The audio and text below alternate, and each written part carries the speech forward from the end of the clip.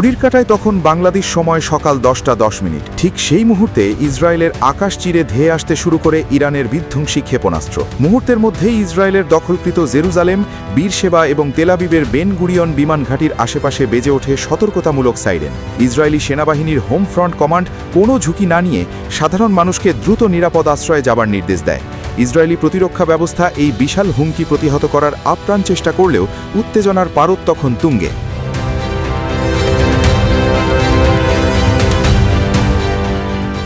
ইরানের শক্তিশালী সামরিক বাহিনী Islamic revolutionary guard corps IRGC এক বিশেষ বিবৃতিতে জানিয়েছে, লেবানন ও বৈরুতে ইসরায়েলের সাম্প্রতিক বর্বর হামলার জবাব দিতেই এই ক্ষেপণাস্ত্র নিক্ষেপ।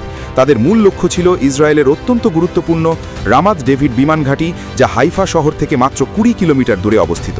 IRGCর মতে এই ঘাঁটিটি ছিল ইসরায়েলের সামরিক লজিস্টিক হাব, যেখান থেকে লেবাননে হামলা পরিচালনা করা হতো। এছাড়াও ইরানের ক্ষেপণাস্ত্রগুলো ইসরায়েলের বিখ্যাত নেভাতিম ও তেলনভ বিমান ঘাঁটিকে অত্যন্ত নিখুঁতভাবে নিশানা করেছে, যার ফলে সেখানে বড় ধরনের ক্ষয়ক্ষতির আশঙ্কা করা হচ্ছে।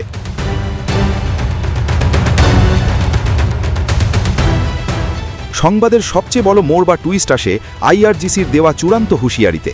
তারা স্পষ্ট ভাষায় জানিয়ে দিয়েছে, যদি ইসরায়েল বা তাদের মার্কিন মিত্ররা পুনরায় কোনো ধরনের বেআইনি হামলার দুঃসাহস দেখায়, তবে ইরানের পরবর্তী জবাব হবে আরও ব্যাপক এবং অল আউট যুদ্ধমুখী। এই একটি শব্দবন্ধ অল আউট যুদ্ধ পুরো বিশ্বকে এক অজানা আতঙ্কে ফেলে দিয়েছে। এটি কেবল একটি সীমিত সংঘাত নয়, বরং একটি পূর্ণাঙ্গ মহাযুদ্ধের স্পষ্ট ইঙ্গিত। এর পাশাপাশি ইয়েমেন থেকেও ইসরায়েলের দিকে ক্ষেপণাস্ত্র নিক্ষেপের খবর পাওয়া গেছে, যা এই বহুমুখী লড়াইকে আরও উস্কে দিয়েছে। পরিস্থিতির ভয়াবহতা কাজ করতে পেরে জেরুজালেমে অবস্থিত মার্কিন দূতাবাস এবং তেল আবিবের কনসুলার শাখা তাদের কার্যক্রম সাময়িকভাবে বন্ধ ঘোষণা করেছে। দূতাবাসের সকল কর্মীকে পরিবারের সদস্যসহ সুরক্ষিত স্থানে থাকার কড়া নির্দেশ দেওয়া হয়েছে।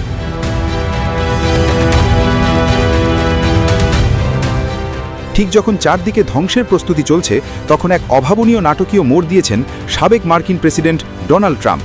তিনি ইরানকে পুনরায় আলোচনার টেবিলে ফেরার আহ্বান জানিয়ে দাবি করেছেন, আগামী কয়েকদিনের মধ্যেই হয়তো একটি চূড়ান্ত সমঝোতা বা চুক্তি স্বাক্ষর হতে পারে। ট্রাম্পের মতে, ক্ষেপণাস্ত্র ছোড়া অনেক হয়েছে, এখন সময় শান্তির চুক্তির। ইসরায়েলের আকাশে যখন ইরানের ক্ষেপণাস্ত্রের গর্জন শোনা যাচ্ছে, তখন ডোনাল্ড ট্রাম্পের এই শান্তিদূত সুলভ বার্তা কি কেবল একটি রাজনৈতিক চাল, নাকি পর্দার আড়ালে অন্য কোনো সমীকরণ চলছে?